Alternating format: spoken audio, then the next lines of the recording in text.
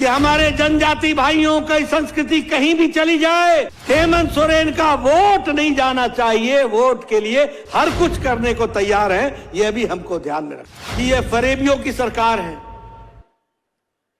यह ऐसी सरकार है जिसमें महिलाओं का सम्मान नहीं है। यह ऐसी सरकार है जो आकंठ भ्रष्टाचार में डूबी है, जहां मुख्यमंत्री के पीछे ईडी पड़ी है और मुख्यमंत्री भागते फिर रहे हैं। Liquor mafia, land mafia, sand mafia, हर किस्म के माफिया दंदना रहे हैं और इसलिए ऐसी सरकार को जाना चाहिए।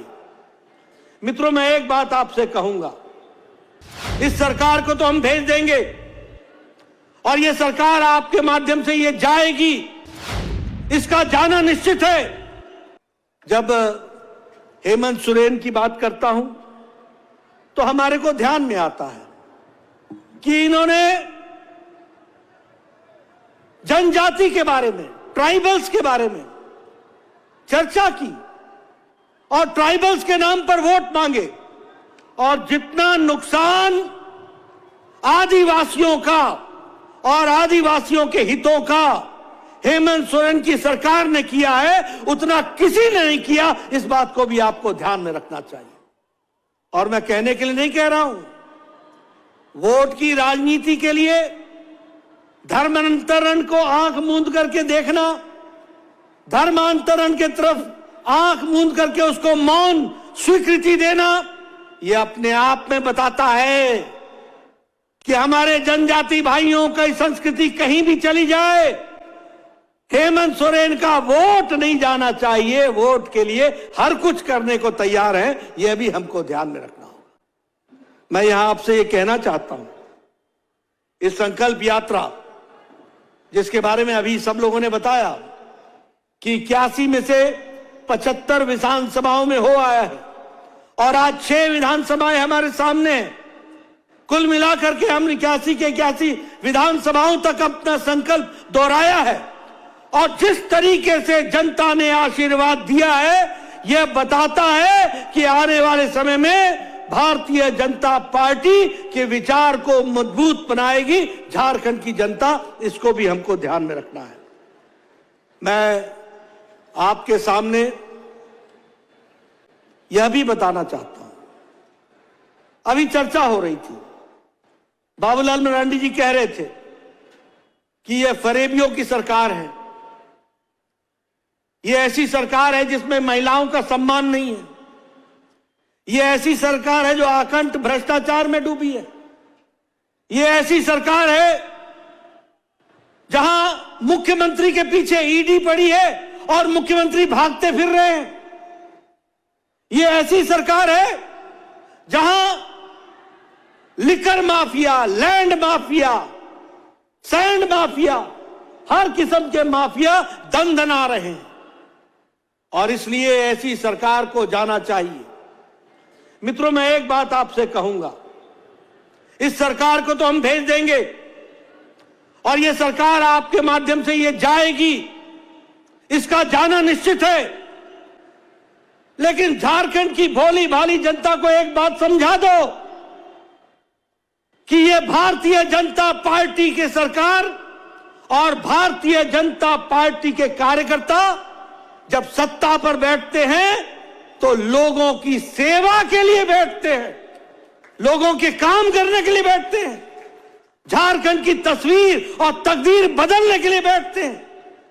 लेकिन जब जेएमएम और कांग्रेस के लोग सत्ता पर बैठते हैं तो वो अपनी सेवा के लिए बैठते हैं, मेवा खाने के लिए बैठते हैं, कुर्सी गरम करके तिजोरी गरम करने के लिए बैठते हैं और इसलिए उनका जो रेगुलर साथी बनता है वह साथी उनको सीबीआई और ईडी के बीच में ही रहना पड़ता है।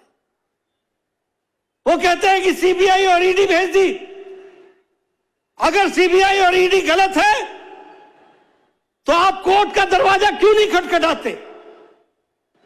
आप क्यों नहीं राहत लेने की कोशिश करते? आपको मालूम है और सबको मालूम है कि किस तरीके से आप और आपकी सरकार आकंठ भ्रष्टाचार में डूबी हुई है, यह भी लोगों को मालूम है और इसलिए डरते डरते आप इधर से उधर आज की तारीख आगे मांगो, तारीख पर तारीख मांगो। बताओ ये कर रहे हैं कि नहीं कर रहे हैं? कर रहे हैं कि नहीं कर रहे हैं? आपने कभी देखा कि कोई मुख्यमंत्री खुद के नाम पर जमीन का टेंडर निकलवाता हो? कभी देखा?